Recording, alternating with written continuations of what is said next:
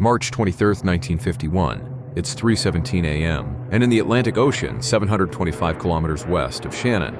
The rescue ships cut through black waves, their spotlights carving shaky paths through the fog. They'd gotten the coordinates from the Globemaster's final transmission, clear, calm voices reporting survivors in rafts, a textbook water landing against all odds. But what they found out there in the dark defied every law of physics, every rule of war, every instinct of what it means to be human. The life rafts floated undisturbed, bobbing gently like they'd been abandoned mid-meal, steam still curled from half-drunk coffee cups. A playing card, the ace of spades, balanced on the edge of a seat, as if someone had just set it down, but no hands to pick it up, no voices calling for help, just the hollow slap of waves against rubber and the relentless hiss of a radio, the plane's radio, still transmitting static from 300 feet below. The rescue teams would later swear they felt it before they saw it, a pressure change in the air, like the ocean itself was holding its breath. Then the sonar pinged. Not the wreckage, no, that was mapped, skeletal but intact. This was something near it, something the equipment registered as a solid mass, moving against the current. 3 days later, a declassified memo would surface, buried in a Pentagon audit no one was meant to see. At 02:53 a.m., radar at Lajes Field in the Azores had painted a second aircraft shadowing the Globemaster, not on any flight plan, not responding to hails. And most chilling of all, the signature didn't match any known American or Soviet design. But by then, the official reports were already being typed, the families already notified, the world told a comforting lie, lost at sea. Because what else could they say? That the Navy divers found the crew's personal logs in the submerged cockpit, pages filled with frantic, unreadable symbols after a certain hour. That the radio kept transmitting for 11 days after the crash, long after its batteries should have died. A whispery loop of Morse no one could decipher. And that out in the black water, when the sonar operator zoomed in on that anomalous blip near the wreck, for one frozen second, it looked like it was looking back. This is where the story should end, but it doesn't, because in the classified appendix of the accident report, the one stamped eyes only, there's a single line that changes everything. Audio analysis confirms final transmission originated from 39 TERS N, 34 Courage W. Globemaster wreck located at 39 Greer, N, 28 Greer, 6 miles apart. The signal coming from empty ocean, as if whatever took those 53 souls left something behind to speak for them. The C-124 Globemaster was a beast of the sky, a 4-engine colossus built to shrug off disasters that would send lesser planes spiraling into the earth. It could lose 2 engines entirely and still bring its crew home. That's why the official accident report made no sense. That's why the flight logs still smell of burning secrets 50 years later. Because on March 23, 1951, this indestructible aircraft didn't just fail, it committed suicide in midair with all systems screaming green. The tower recordings tell one story, calm voices reporting routine turbulence at 18,000 feet. But the instrument panel recovered from the wreckage tells another, 4 engines operating at 72% capacity, fuel reserves adequate for 6 more hours of flight, hydraulic pressure nominal, then nothing, no distress call, no mayday. Just the sudden, impossible silence of a machine that forgot how to fly. And then there's the passenger manifest. Buried in a declassified Air Force annex is a single redacted line.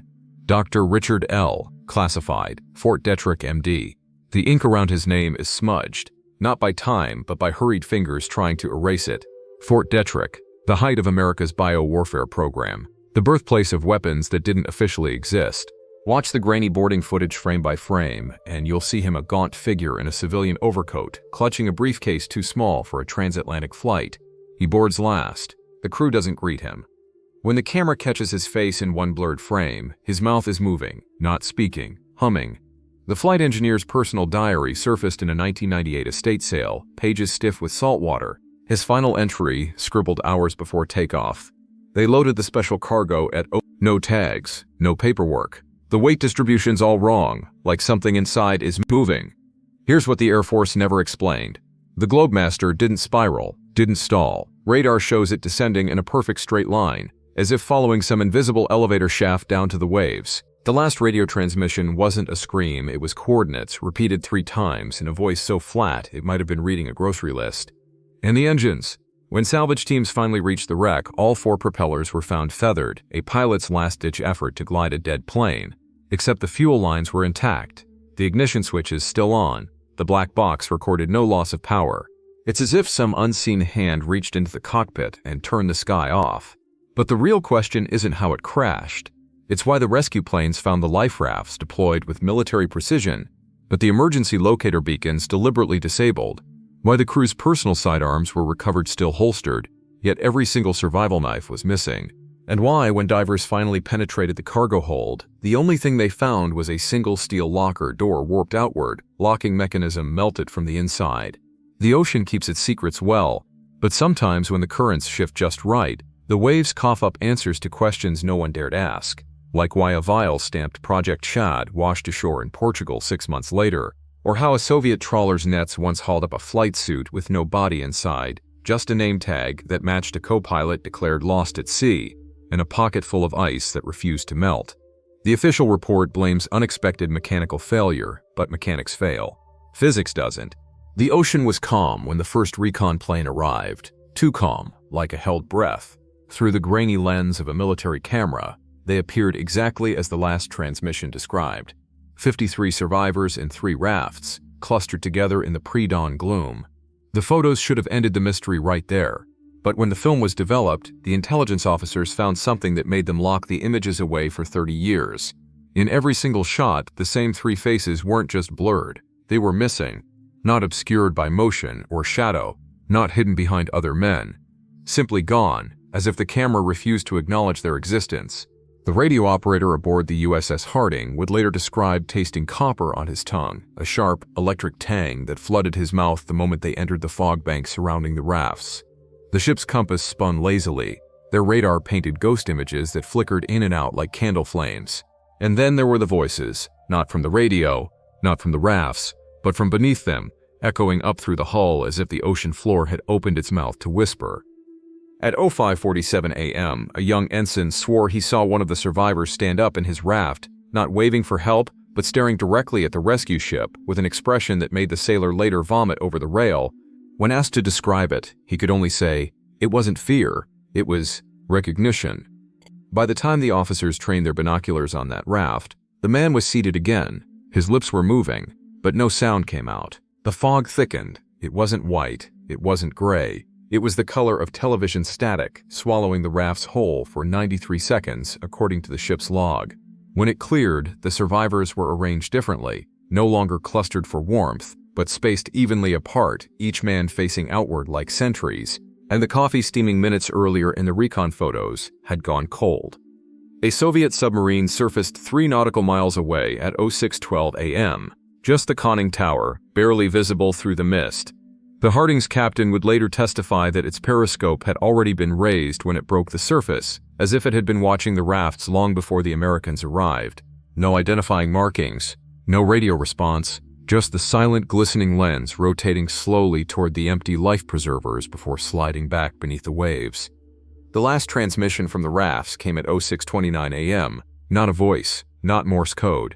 Just 13 seconds of a sound, the audio text compared to a wire brush dragged across a frozen lake. When the rescue boats finally reached the coordinates at 06:47 a.m., they found the rafts adrift, still inflated, still tethered together. The paddles neatly stowed, the survival kits unopened, and the floorboards, wet, not with seawater, something thicker, something that left the sailors' gloves stained a dull, iridescent green. The ship's medic who took the samples died in a car crash 2 weeks later. His notes vanished from the naval archives. But one detail remains. In the bottom right corner of the last recon photo, the one taken just before the fog rolled in, a single raft shows a dark patch on its rubber flank. Not a shadow, not a stain, a handprint, fingers splayed wide, palm too large to be human, and pressed from the inside. The official report lists all 53 men as lost at sea, but lost implies they might still be out there, floating, waiting, changing. And if you listen very carefully to that final distorted transmission, slowed to 1/4 speed, you can just make out the moment the static breathes back. The official records say mechanical failure. The families were told tragic accident, but in the classified annexes of 3 nations' intelligence archives, where the truth goes to fester, there are whispers that don't line up with neat explanations. Whispers of something far older than the Cold War, far more dangerous than any submarine, and far hungrier than the Atlantic depths. In 1967, a CIA operative in Murmansk smuggled out a grainy photograph from a Siberian gulag. The subject, prisoner 4472, a man with frostbitten fingers and a surgical scar matching that of Captain Everett R. Walsh, the Globemaster's navigator, lost 16 years earlier. The prisoner's intake form listed his origin as special transfer from Severomorsk, a Soviet naval base that housed something far more disturbing than submarines. Declassified NKVD files describe a secret laboratory there studying acoustic anomalies recovered from the Barents Sea, sounds that could make water freeze at room temperature, that could turn steel brittle as old bone. The prisoner's medical evaluation noted unusual epidermal growths and vocal distortion consistent with prolonged immersion. He disappeared from records after 1959. The last guard to see him claimed the man's shadow moved wrong in the torchlight, but the Soviets weren't the only ones hiding something. Fishermen working the Grand Banks that morning reported a fog that defied nature, a swirling mass that moved against the wind, that clung to their nets like cobwebs, that left their compasses pointing not north but toward the Globemaster's last known coordinates. The Newfoundland whaling logbook for March 23, 1951, contains an entry that was later crossed out with such force the pen tore through the page. Saw the mist eat a fulmar today. Bird flew in screaming, didn't fly out.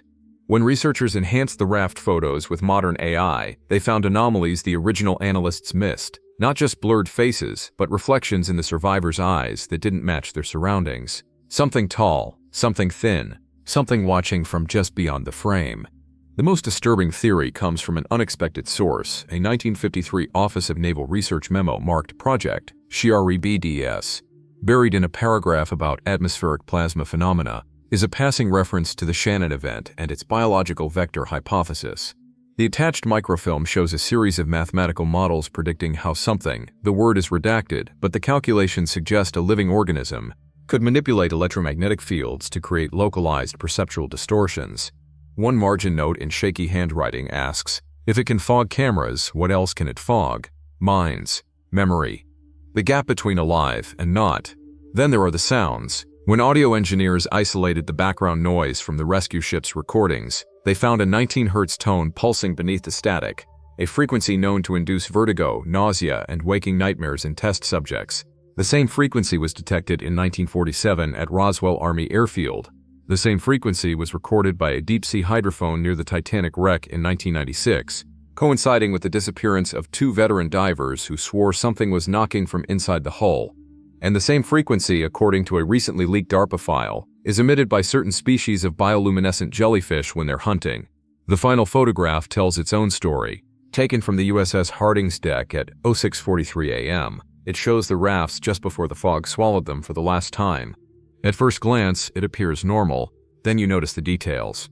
The way every survivor's head is tilted at the exact same angle, the way their mouths are all open in identical O-shapes, the way the water around the rafts isn't reflecting the dawn light, but absorbing it, creating perfect black circles like pupils staring up from the deep. Digital enhancement reveals what the human eye couldn't see, faint tendrils of mist connecting each raft in a precise geometric pattern. A net, a web, a circuit completing itself. The Soviet archives claim they found nothing when they searched the area. The British Admiralty insists their ships detected no unusual activity. The American report concludes with 12 blank pages where the recommendations section should be. But in a Lisbon dive bar frequented by retired merchant mariners, there's a yellowed photo pinned above the whiskey bottles. It shows a life jacket washed ashore in the Azores in 1953. Its straps knotted in a complex sailor's hitch no Globemaster crewman would have used. Stitched inside the collar is a name tag that doesn't match any manifest. When held to blacklight, the nylon glows faintly green, the exact shade of the stains on the rescue team's gloves.